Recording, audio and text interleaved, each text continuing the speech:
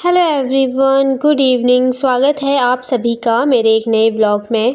कैसे हो आप सभी? उम्मीद करती हूँ कि आप सब लोग अच्छे होंगे और हम भी यहाँ पे एकदम बढ़िया हैं।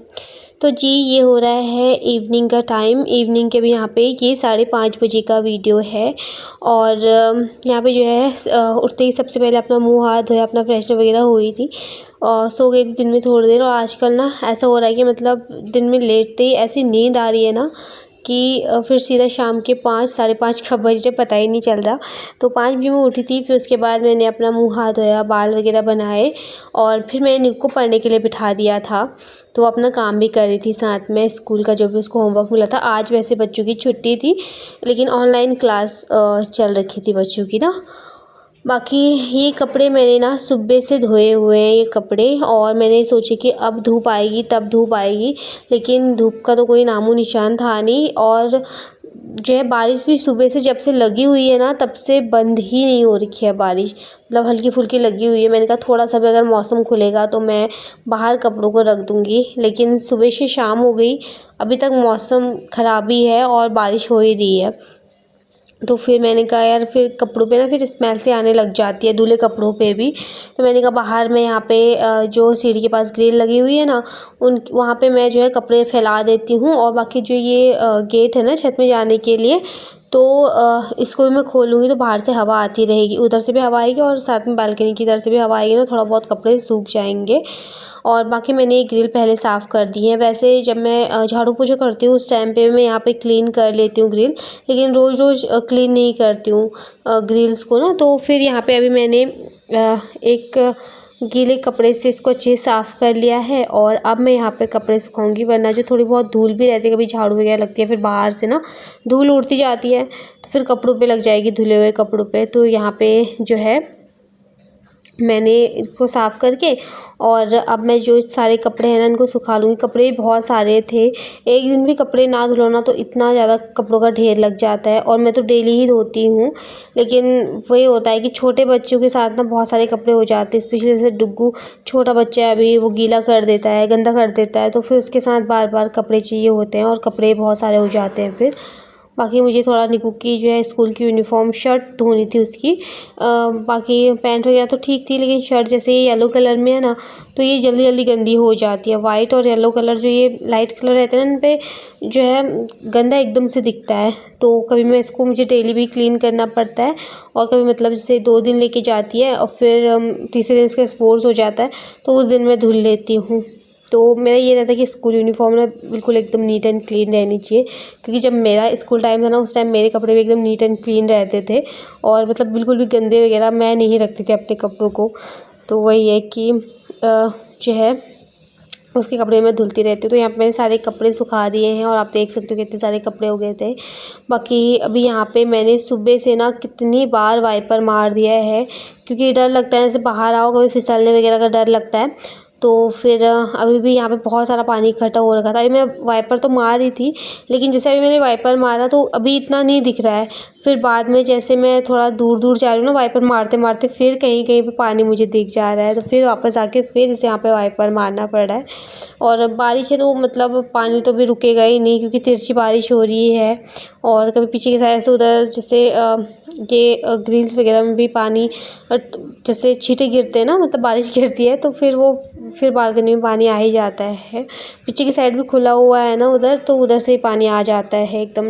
जो है ढलान सा है ना उधर, तो थोड़ा बहुत पहले तो बहुत आया था, लेकिन फिर यहाँ पे जो है ना सीमेंटेड वगैरह सब अच्छे से कर रखा है दोबारा से नीचे हमारे लैंडलॉर्ड ने। तो फिर अभी जो है यहाँ पे काफ़ी हद तक पानी नहीं आता है, कम आता है। मतलब जब बारिश तेज़ होती है या फिर तेज़ बारिश होती है तब आ जाता है पानी। फ़िलहाल चलिए यहाँ पे मैं साफ़ कर लूँगी। और शाम के टाइम पे तो फिर ज़रूरी हो ही जाता है, क्योंकि कभी कभी क्या होता है ना डू को भी लेके आती हूँ बाहर, और कभी क्या है निक्कू भी बाहर आती है बालकनी में। ऐसे तो मेरा दरवाज़ा बंद ही रहता है, जाली वाले गेट में कुंडिया लगा के रखती हूँ, लेकिन कभी कभी ये होता है ना मैं भूल जाऊँ तो फिर कभी बाहर आए गिर जाए तो फिर डर लगता है बच्चों के साथ। अपना तो चलो इतना डर नहीं रहता है, लेकिन बच्चों के साथ ज़्यादा डर रहता है। फ़िलहाल चलिए यहाँ पे मैंने अपनी जो है बालकनी भी अच्छे से क्लीन कर ली है, सारा पानी अच्छे से साफ़ कर लिया है वाइपर से। हालांकि वैसे कोई फ़ायदा भी है नहीं क्योंकि बारिश लगी हुई है, लेकिन फिर भी जो है क्लीन करती रहूँगी ना तो फिर ठीक रहता है। फिर उसके बाद जो है न्यू को थोड़ी देर रीडिंग कराई थी मैंने, जो भी लर्न करने का था उसको लर्न करवाया। उसने अपना होमवर्क जो भी लिखने का था वो पूरा कर लिया था। और डुगू भी जो है उठा हुआ तो वो रोने लग गया था अभी, तो मैंने उसको पकड़ लिया है। बाकी अब बनाती हूँ मैं चाय, क्योंकि मेरा ना हेडेक हो रहा है बहुत ज़्यादा। तो गर्मा गर्म चाय पीते हैं। मतलब जब से मैं उठी हुई हूँ ना सो के, तब से मेरा हल्का हल्का सा सर में ना दर्द हो रहा है। और सर का दर्द वही मेरा महीने में 2 बार तो होगा ही, 2-3 बार तो होगा ही वो।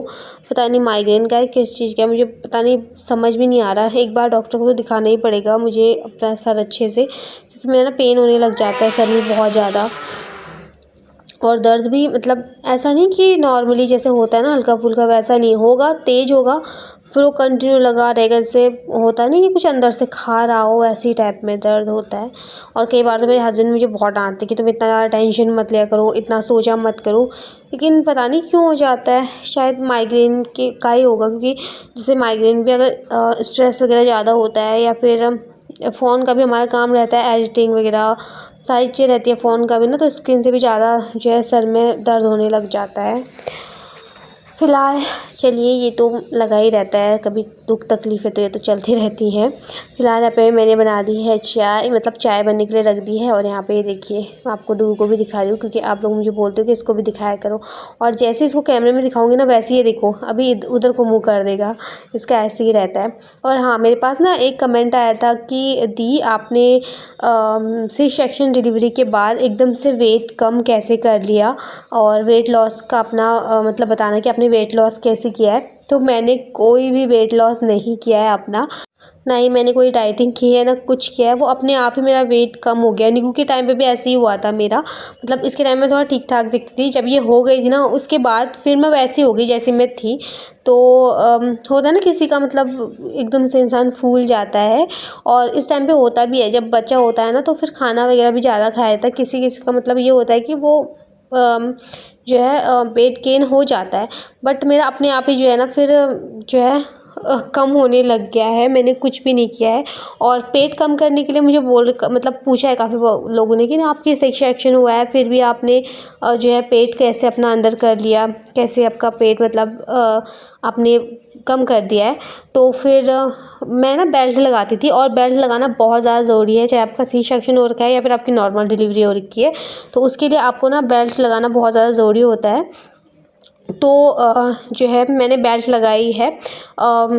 इसके टाइम पे तो मैंने कम ही लगाई है, 1 महीना या 1.5 महीना मैंने लगाया होगा इसके टाइम पे, वरना आप 3 महीने तक तो बेल्ट लगा के ज़रूर रखना।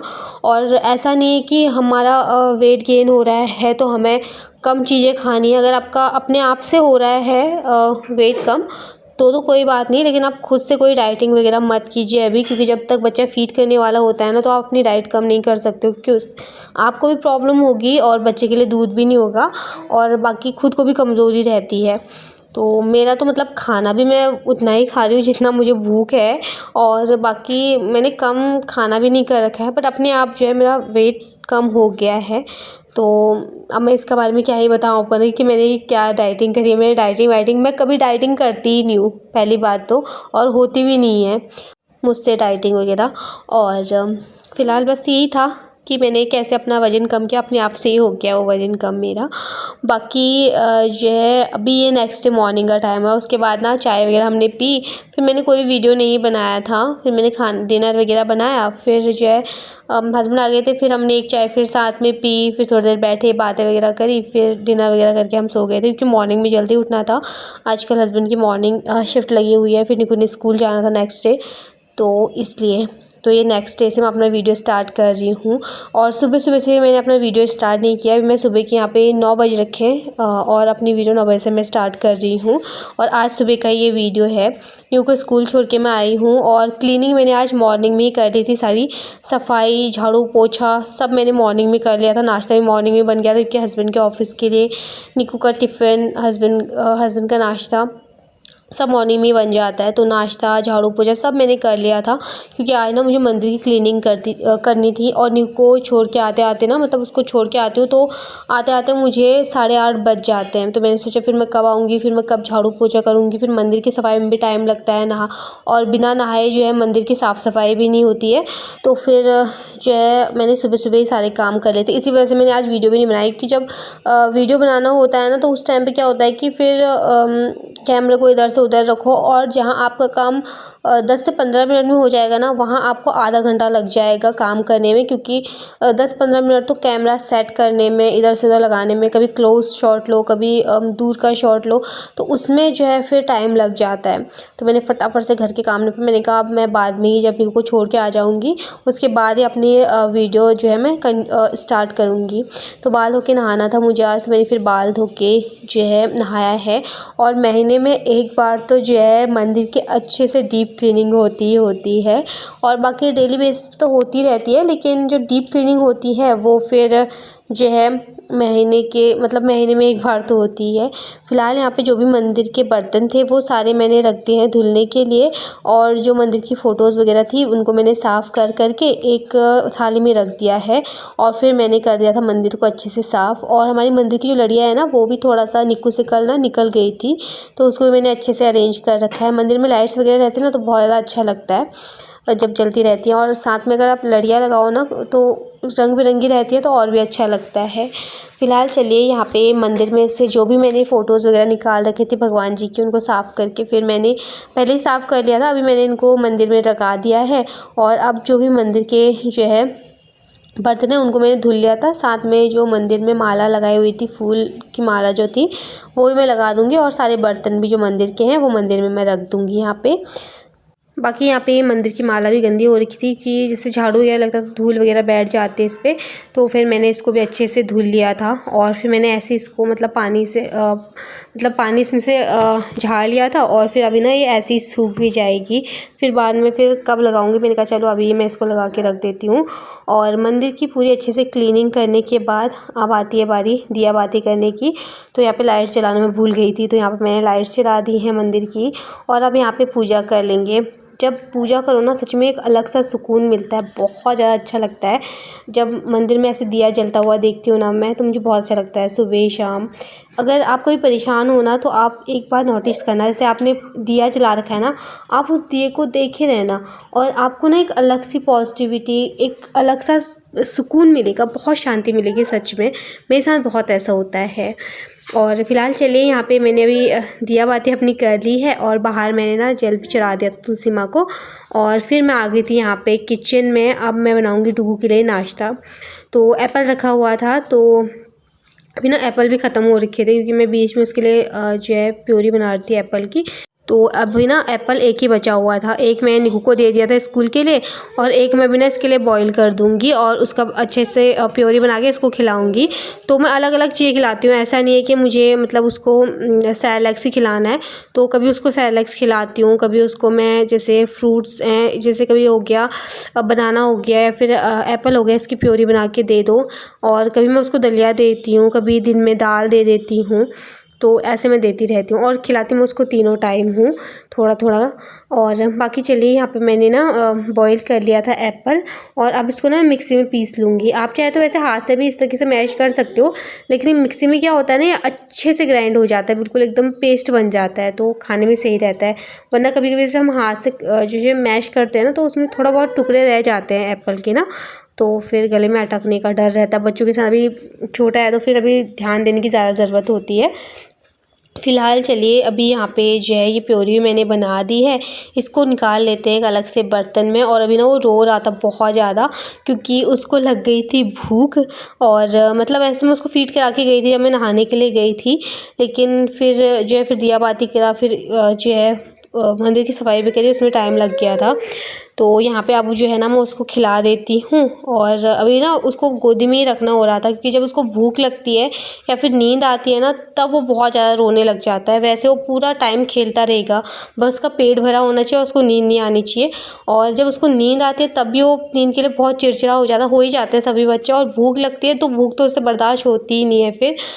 तो फिर उसको फटाफट से अब मैं खिलाती हूँ। और अभी मैं उसको खिलाती हूँ तो हाथ पकड़ रहा था और स्पून पकड़ रहा था कि खुद से खाने की कोशिश कर रहा था, तो उससे बातें भी चल रही थी। तो निकू के स्कूल जाने के बाद, हस्बैंड के ऑफिस जाने के बाद हम दो माँ बेटी की जो है ना कुछ ऐसी दिनचर्या रहती है, उसके साथ मस्ती। अभी उसकी मालिश करूँगी थोड़ी देर में, और पहले उसको खाना खिला देती हूँ, फिर उसकी मालिश करूँगी। मैं नाश्ता करूँगी, फिर बाद में मैंने भी नाश्ता नहीं कर रखा है, तो तब तक थोड़ा उसको भी टाइम हो जाएगा, वही 10-15 मिनट उसको भी हो जाएंगे, जब तक मैं किचन साफ़ करती हूँ, नाश्ता करती हूँ। फिर उसके बाद उसकी मालिश वगैरह करूँगी, बाद में नहलाऊँगी, फिर उसके बाद वो आराम से सो जाएगा और फिर निकू को लाने का टाइम हो जाएगा।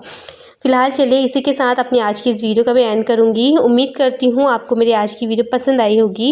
वीडियो पसंद आती है तो प्लीज़ वीडियो को लाइक कीजिए, चैनल पर न्यू आते हो तो प्लीज़ चैनल को सब्सक्राइब कीजिए। जल्दी मिलती हूँ नेक्स्ट वीडियो के साथ। Bye bye, take care and love you all.